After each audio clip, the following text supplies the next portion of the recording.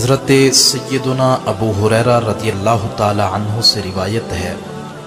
آپ فرماتے ہیں کہ آقا کریم علیہ السلام کا فرمان عالی شان ہے کہ ایک دن اللہ رب العزت نے حضرت جبرائیل امین علیہ السلام کو بلا کر جنت کی طرف بھیجا اور ارشاد فرمایا کہ جنت اور اہل جنت کے لیے میری تیار کی ہوئی نعمتوں کو دیکھ کر آؤ۔ حضرت سیدنا جبرائیل امین علیہ السلام نے جنت کا مشاہدہ کیا، جنت کی نعمتوں کو دیکھا، جنت کے اندر لہلہاتے باغوں کو دیکھا، جنت کے اندر بنی سوری حوروں کو دیکھا۔ جب یہ سب نظارے کر لیے، اس قدر عظیم ترین جنت، تو واپس آ کر رب کی بارگاہ میں عرض گزار ہوئے، میرے مولا مجھے تیری عزت کی قسم، مجھے تیرے جلال کی قسم،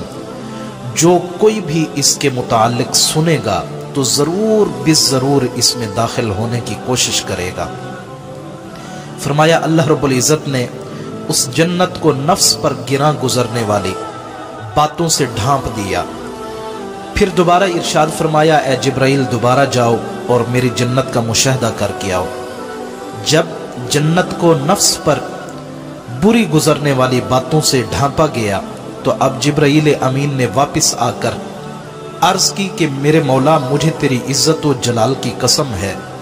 مجھے ڈر ہے کہ اب کوئی بھی اس میں داخل نہ ہو سکے گا۔ پھر اللہ رب العزت نے حضرت جبرائیل امین علیہ السلام کو فرمایا کہ اے جبرائیل جاؤ ذرا میری جہنم کا بھی مشاہدہ کر کے آؤ۔ اب حضرت سیدنا جبرائیل امین علیہ السلام کو اللہ نے فرمایا جاؤ دوزخ اور اہل دوزخ کے لیے میرا تیار کردہ عذاب دیکھ کر آؤ۔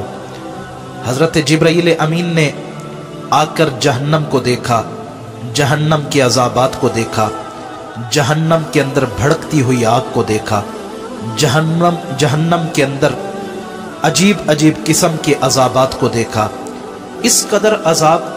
جیسا کہ میرے آقا کریم علیہ السلام کا فرمان عالی شان ہے،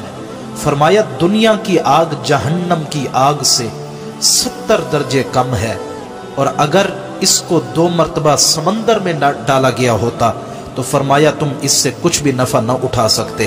تو میرے آقا کریم علیہ السلام کے غلاموں، جبرائیل امین نے آ کر اب جہنم کا نظارہ کیا، جہنم کو دیکھا، اس کے عذابات کو دیکھا،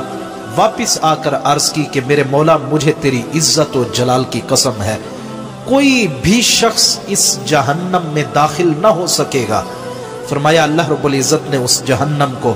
نفسانی خواہشات سے گھیر دیا، نفسانی خواہشات سے اس کو ڈھانپ دیا۔ اب پھر اللہ رب العزت نے ارشاد فرمایا، اے جبرائیل دوبارہ جاؤ